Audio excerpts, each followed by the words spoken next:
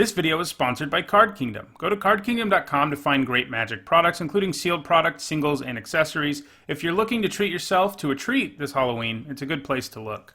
Hello everyone, I'm Nitsa Hone, and it is Friday, so that means it's time for another MTG Top 10. This is the last Friday in October this year, and that makes this the fourth and final Halloween-inspired MTG Top 10 for 2018.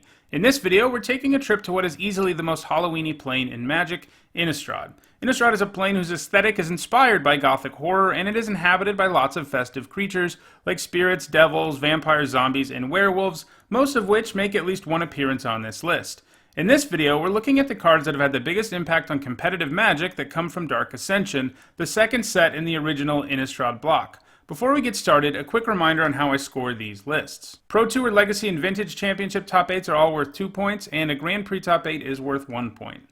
At number 10, we have a creature that looks like it stepped right out of a horror movie, and that's Strangleroot Geist. If you look at the flavor text, it says that it's the ghost of someone who was executed by hanging from a tree, and that sounds like a good premise for a slasher movie. Anyway, this is a powerful card for aggressive green decks since it has to be interacted with twice in most situations to be dealt with, and not only that, it comes back bigger. Playing one of these on turn 2 often represents a ton of damage. It had 2 Pro Tour top 8s at the Block Pro Tour in Banned Aggro. In Standard, it saw play in Birthing Pod decks, where it could be sacrificed twice to the pod if necessary, but its most frequent home was a variety of Gruul aggro decks. It hasn't seen play since rotating out of Standard.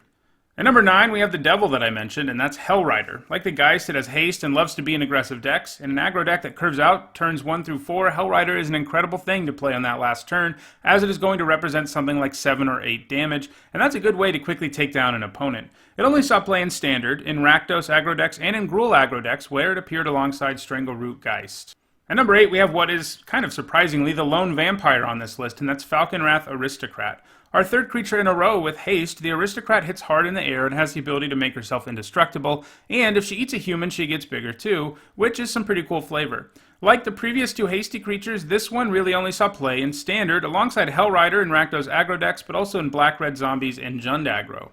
At number 7, we have the only card on the list to feature the morbid mechanic, and that's Tragic Slip. Falling into a grave and being buried alive is a huge fear for some people, and this card definitely invokes that. The plane of Innistrad is known for its unusual number of occurrences of the number 13, which is either lucky or unlucky to most people. And on Tragic Slip, if you get the morbid trigger going, you have an absurdly efficient spell that is capable of killing just about anything.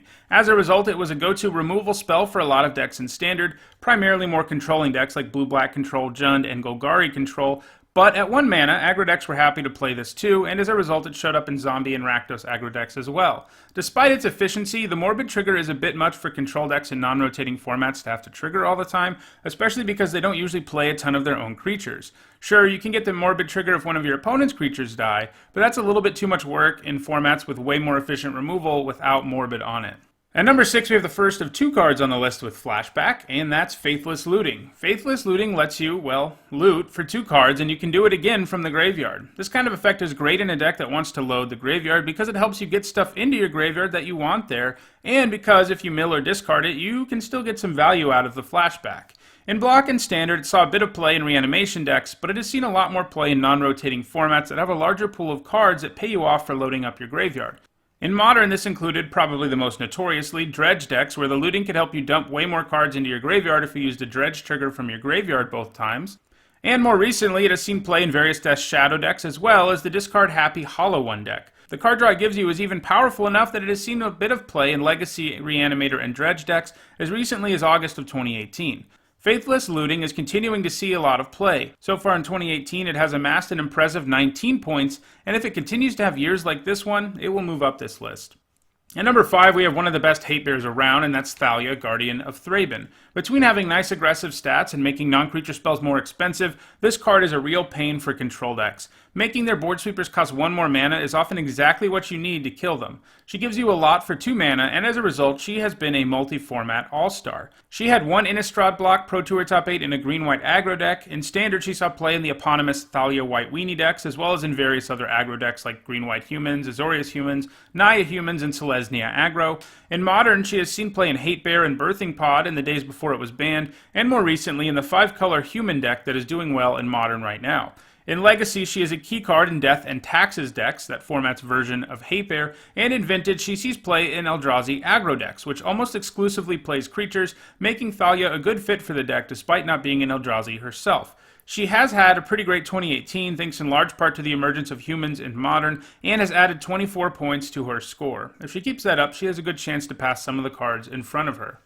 At number 4, we have a card whose art looks like it came from a body horror movie, and that's Thought Scour. A cantrip that can mill people may seem kind of underwhelming at first, but where this card has found the most success is when you use it to mill yourself so you can power various graveyard synergies.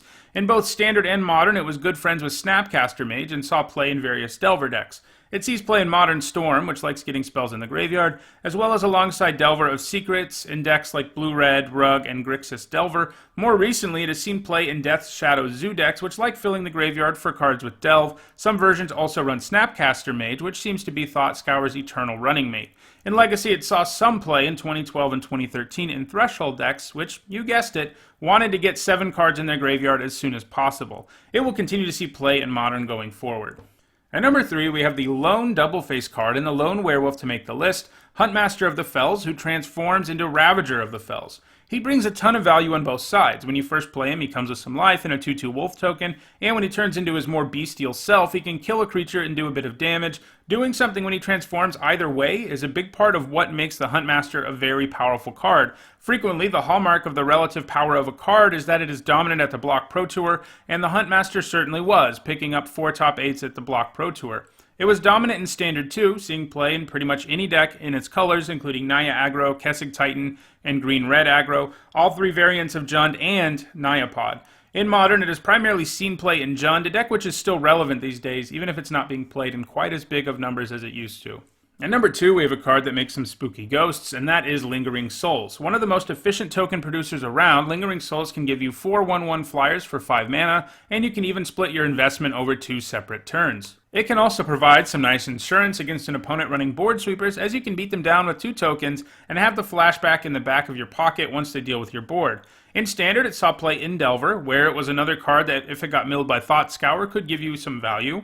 It also saw play in Reanimator decks there for similar reasons.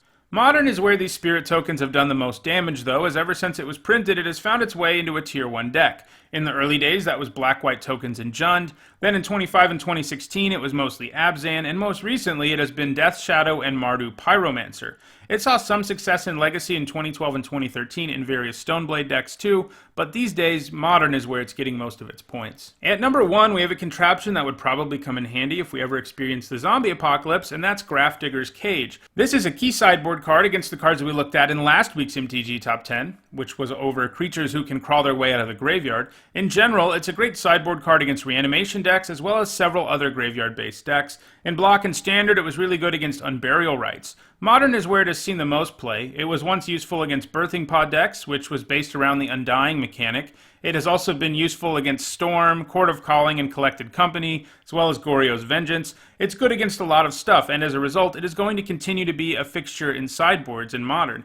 It is also good in Legacy and Vintage, formats where degenerate reanimation decks are at their strongest. Because it's a sideboard staple in so many formats, I don't imagine it ever losing its spot on this list. Well, that does it for this week's MTG Top 10, and it also does it for the Halloween-inspired MTG Top 10s in the month of October. I hope you all have a safe and happy Halloween. If you enjoyed this video, don't forget to like it and share it so others can enjoy it too. If you want to make sure you catch all of my MTG Top 10s and other videos, click on the bell icon to stay notified. Thanks for watching.